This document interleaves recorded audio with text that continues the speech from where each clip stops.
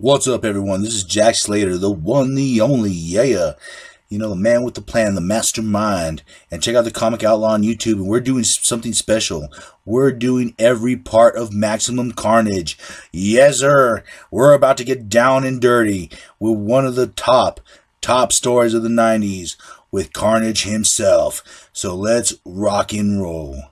Now, they're just bringing back Carnage from the first time he escaped when he was, when Venom kind of broke out and left some goo behind and ended up forming with Cletus Cassidy, a big serial killer. They went on a short killing spree.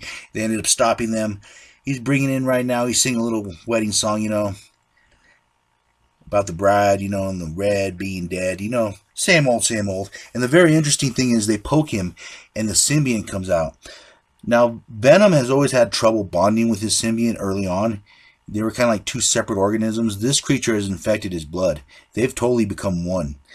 And he just begins killing, murdering his way through everyone.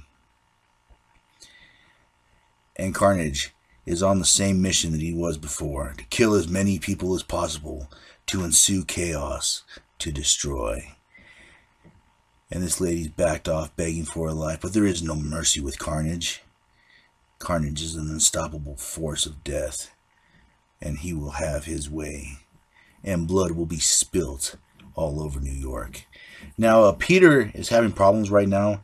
The Green Goblin's son, Harry Osborn, has just recently died, trying to take over the mantle of the Green Goblin. He kind of went insane. He kidnapped his family. He kidnapped Mary Jane.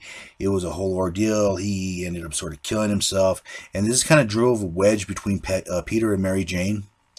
So they're having domestic problems right now. She doesn't want him to be Spider-Man. They also have to deal with Harry's wife, Liz, who is completely broken down. So Peter's being pulled in a lot of different directions in his personal life. Meanwhile, Carnage has no problem with his personal life. Everything's just going Jim Dandy for him as he's just murdering his way through the asylum. And just absolutely enjoying himself. Now this symbiont kind of forms like blades and weapons. And he keeps on his little murdering spree until he hears a voice. A girl. A pretty girl with a very violent streak. Her name is Shriek, and she generates sonic energy. And her and Carnage hit it off right away. But two people that are not hitting it off is Mary Jane and Peter. And she's taking him smoking. She's stressed out. And she's kind of iffy about the marriage. I mean, Peter and Mary have always had problems, so they kind of make a drama out of this. But yes, she is having problems with him being Spider-Man. I mean, their best friend, like I said, just became the Green Goblin and sort of murdered himself in front of everyone and his little kid. So I can see why she's just a little bit messed up. But meanwhile, Carnage is having a great time cruising through New York, with his woman.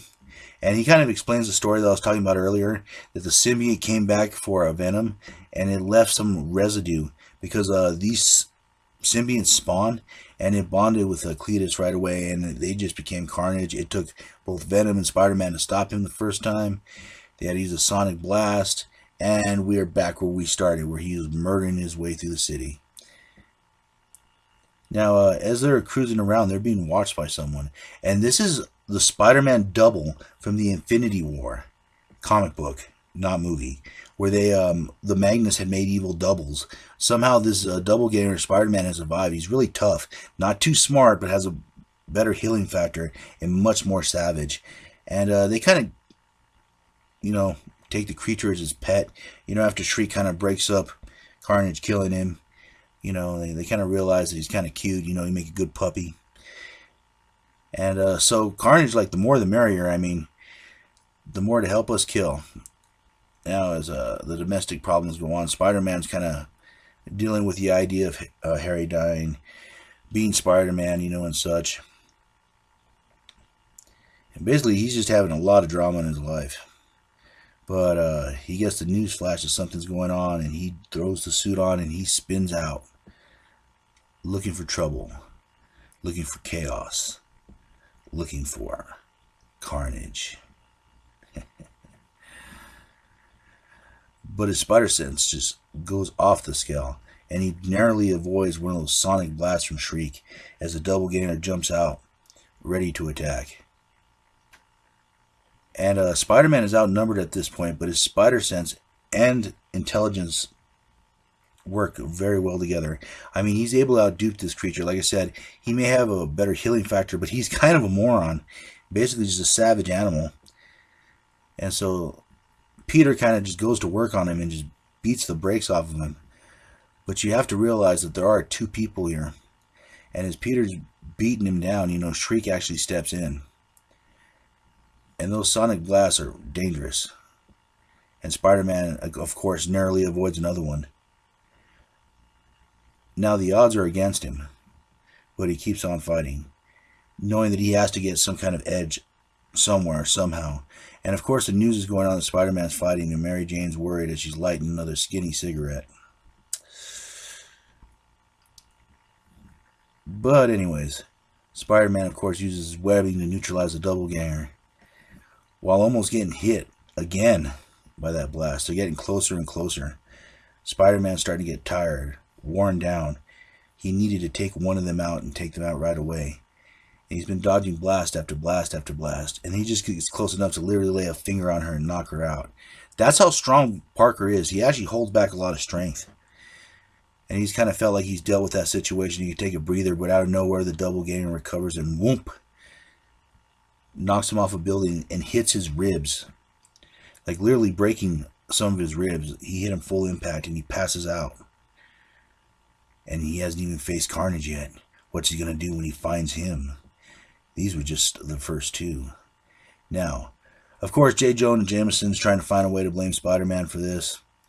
You know, he's looking for a story, an edge, and of course, it's waiting for him. It's there.